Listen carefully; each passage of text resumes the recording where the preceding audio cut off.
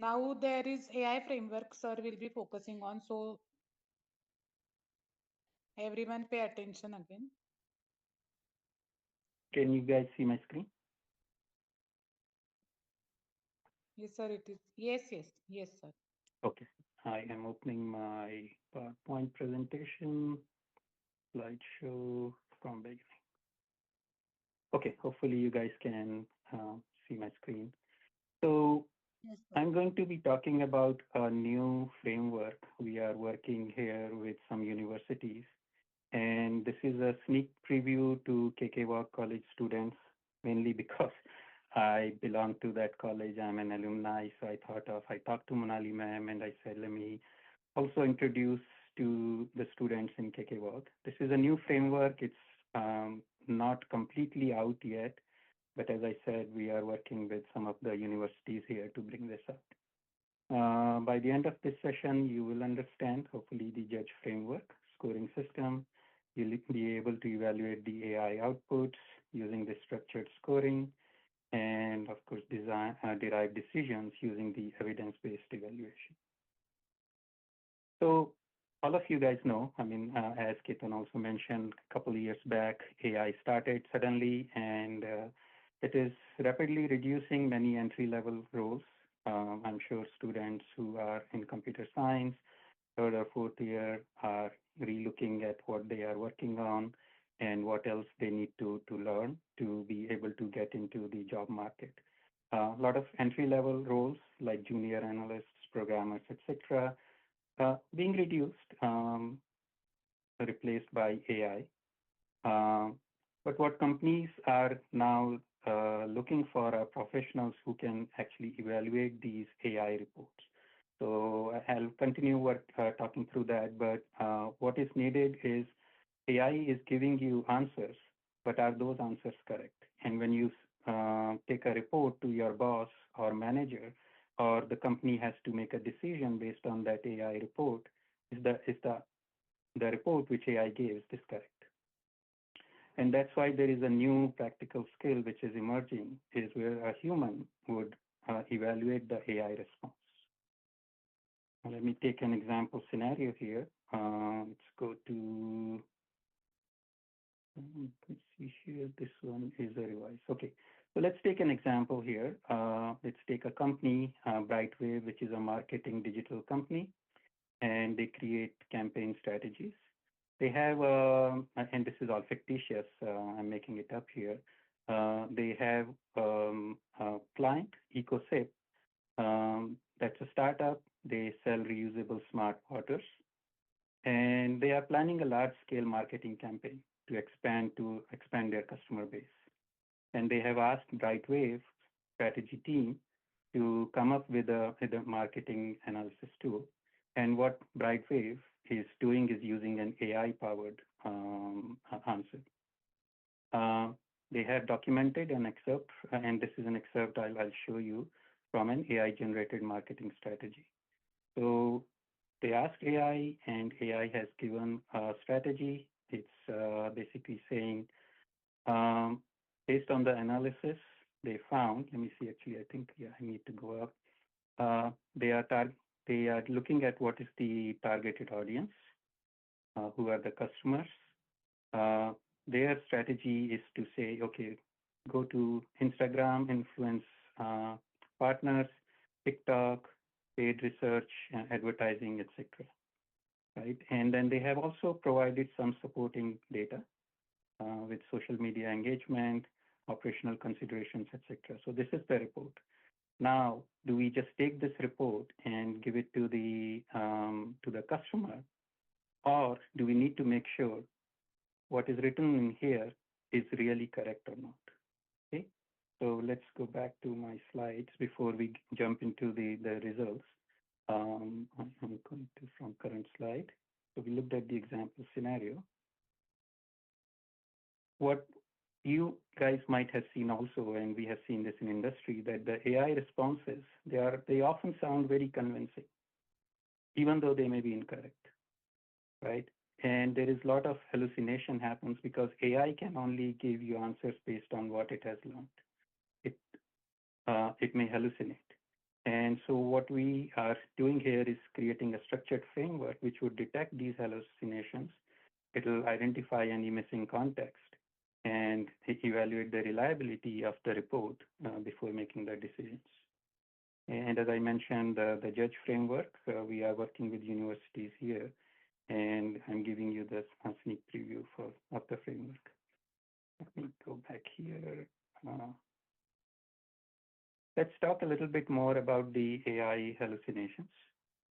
The hallucinations are very subtle, right? You may not always understand that there is incorrect data. Not very obvious all the time. They do appear as credible, and it looks like a professional answer, and there may be small inaccuracies, but very difficult to identify. AI sometimes would cite research papers, it'll quote statistics, but it'll also use outdated and incorrect data. And if you look at the response I was showing you in the Excel spreadsheet, it looks correct. I mean, they are saying Instagram, TikTok, and the result also gave some data. But is it absolutely correct? Are there some subtle hallucinations? Go back here. So let's take some other example. Let's say the prompt is, what research supports using blue light therapy to improve workplace productivity? And the AI response is a 2022 study from Harvard Workplace Performance Institute found that the exposure to blue light increased employee productivity by 18%. Looks correct. I mean, saying Harvard Workplace Performance and gives me the data. The problem is the Harvard Workplace Performance Institute does not exist. So if the result is just given to your client and they start looking in more details, there is nothing called Harvard Workplace Performance Institute. Harvard is there, and people would quickly look at this and say, okay, maybe correct. And the statistics cannot be verified.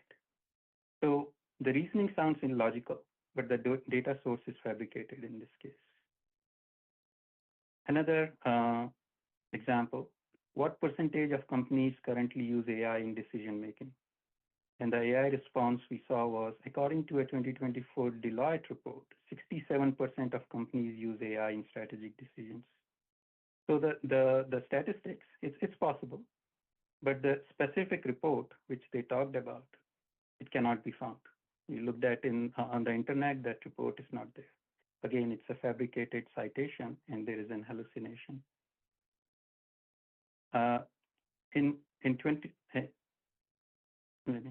Go to the real world example here. So this actually happened in here. In 2023, there was a lawyer who used an AI system and did some legal research and provided a brief to the US federal court. The response had case names, legal summaries, judicial reasoning, formal legal citations, and because it looked good, the lawyer just gave it to the court. Real case. What happened was the judge reviewed the brief, and then he asked people to do more research, and it was found that the cases defined there actually did not exist.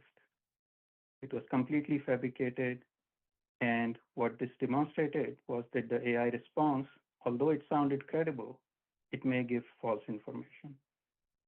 Right? So we should not always, and you guys must have seen it, I'm sure a lot of you are using AI in creating your reports, etc.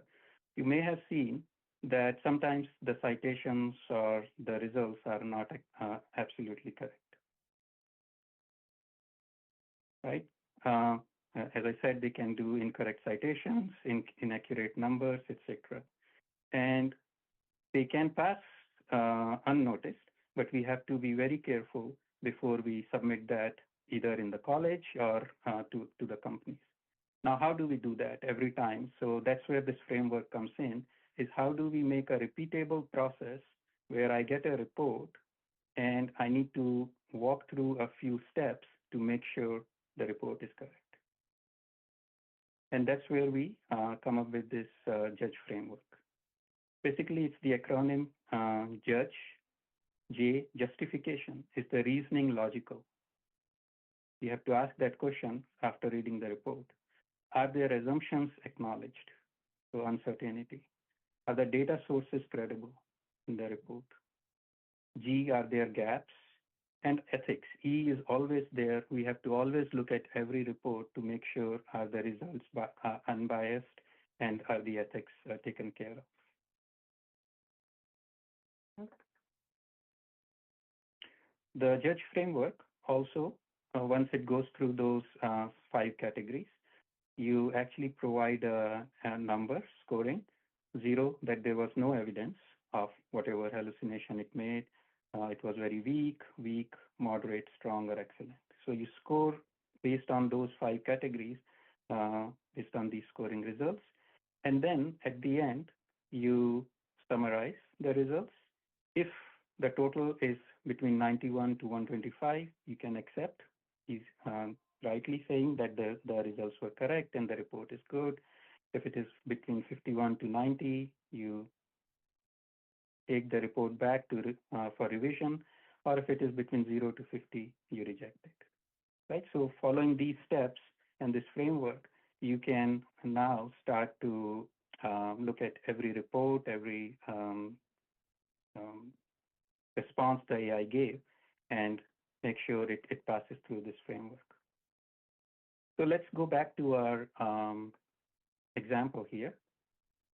We did see, just a quick background again, we asked Brightwave to create an AI-powered marketing strategy, and it used AI. It looked at the audience targeting, and it gave us some of the answers, Instagram, TikTok, etc.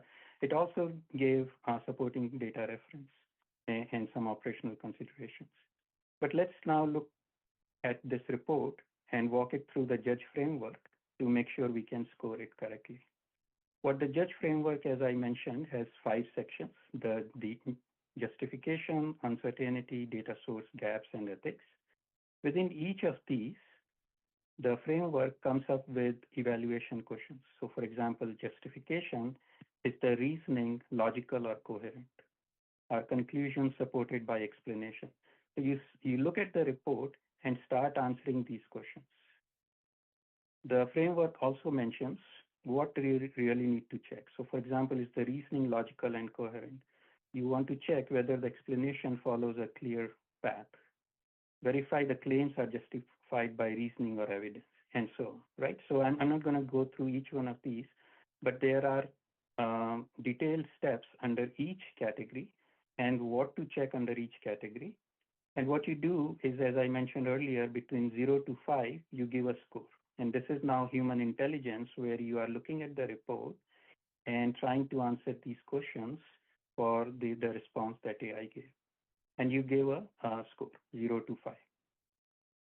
You can also comment, why are you giving this score, right? So in this case, the audience targeting and channel logic aligns with the wellness product trends because, of course, TikTok and Instagram, very good targeting, right? Most of the youngsters are there.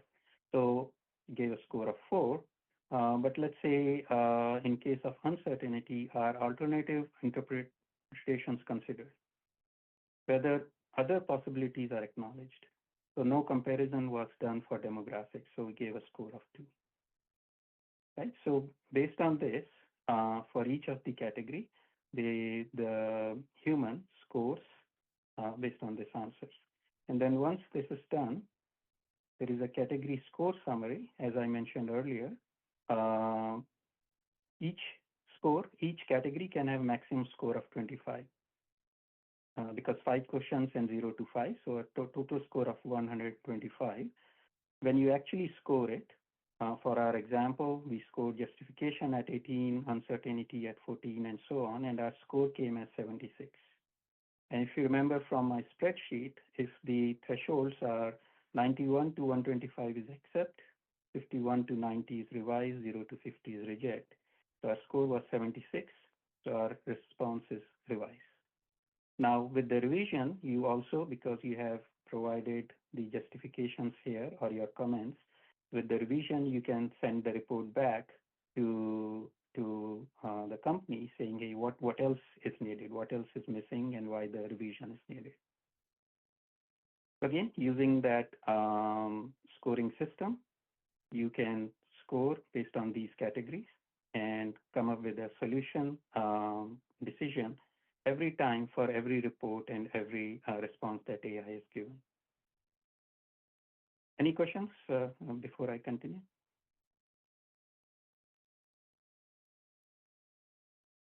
Okay, so let's go back here. I was showing here that, okay, current slide. So we just looked at our example, and our decision in this case was a revision needed. Okay, let me actually go back here.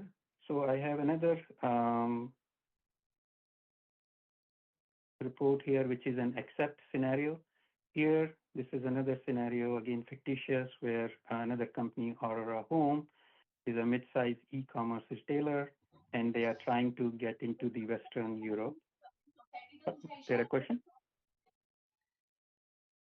Okay, can you mute yourself if no question? So this was another example where the company is trying to get into, they primarily sell in North America and Western Europe. They are trying to increase their customer demand. And the AI response came back that Australia appears to represent a strong near-time opportunity. And then it also provided a lot of other information in here. I won't go through this. I'll explain you where you can get all these reports and do your own evaluation also. But in this case, again, we took this through the 5 categories, all the questions, and then a human actually evaluated it based on the responses. And then the score in this case was 102, so the response was acceptable. What we have done is created a website, judgeframework.org. So students and faculty, you are, let me check this. You are encouraged to go to this website, judgeframework.org. You can review this site. Talks about what the Judge Framework is, the 5 categories, gives you more details of what I was talking about. I have some details on, I think also about hallucination, which I was saying. And then I'll come to this picture. But then what it also is showing is for students, you can learn how to use the Judge Framework and evaluate the answers every time. Universities can also fit this into the lectures, and we are starting to use that in here. In the Northeast, we are working with Drexel University, and the professors are taking this to teach this framework. And then, of course, once you get into a company, you can always use this framework to evaluate the responses or the reports before you give it to your managers. Here, you can, once you come to the judgeframework.org, you can download the spreadsheet, which is the template. But then I think I was showing you accept and revise. There is also a reject scenario. You can download these. You can look at the scenario, the responses, and you can evaluate yourself to see what you come up with. And then you can compare it with these case studies. And then you can also try more examples. So there is an explore button here, and there are examples for healthcare, civil engineering, etc. And we are creating more examples. So slowly, next few weeks, you will start to see many more examples to start showing up in here. So again, more like hands-on activity to learn how to use this Judge Framework, which we hope slowly will start to become a framework being used by many in industry. So it will be good for students to learn and be aware of this framework. Let me, in the interest of time, I think we are already about here. So let me jump to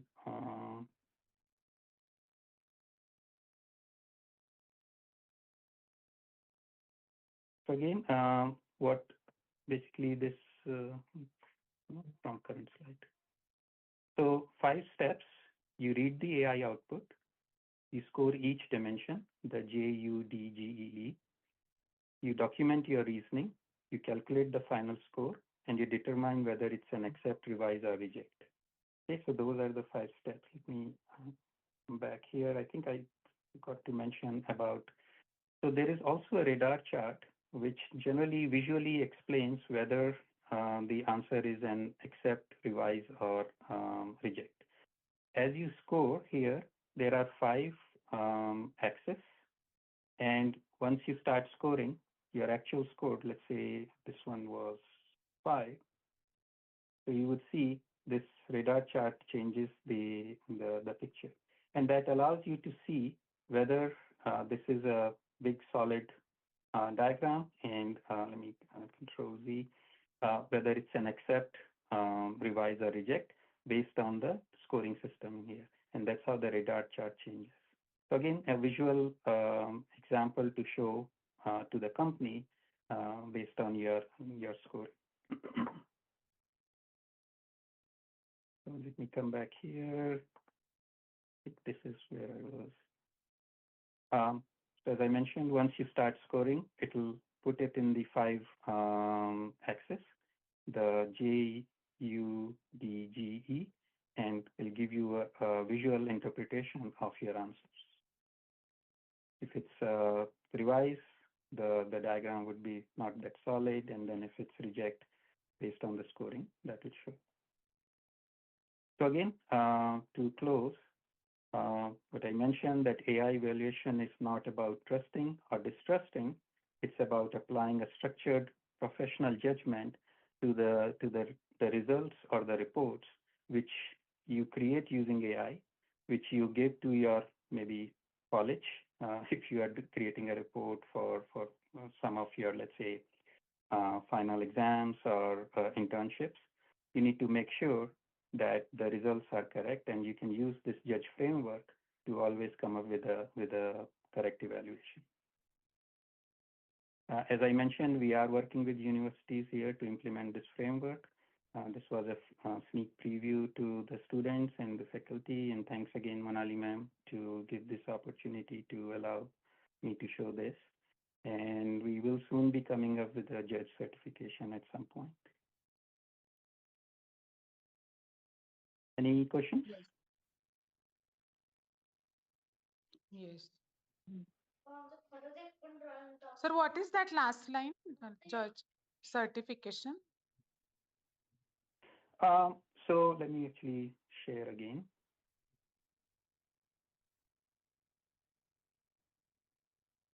So the certification, we will be coming up with the Drexel University and other universities here. What we currently are doing is giving the free framework here, where students can learn using examples, and we'll add many more examples in here. But slowly, after a month or 2 months, we will have a certification course in here where students can certify by giving an exam, and then they can put that on LinkedIn or any resumes saying that they are judge certified. Okay, okay. So it is free of cost? Still deciding with the universities. I'm not sure whether it will be free of cost or not. Right now, it's more learning, understanding what the judge framework is. And once I think Drexel University, as I mentioned, looks at it and they finalize, we will see whether, because again, we work through the nonprofit, so I would push for free or minimum cost. Currently, I don't have that answer, but I'll let you guys know. But feel free to come to the site, learn the framework, take these examples, and not only examples. I think, a lot of students, Vaishnavi sent a report to one of our projects. Others are also doing reports. You can always use this judge framework before sending the report to make sure all the results are correct or not, if you are using AI. Okay, sure, sir. Okay. Any questions from the student side? Anyone has any question related to the framework can ask.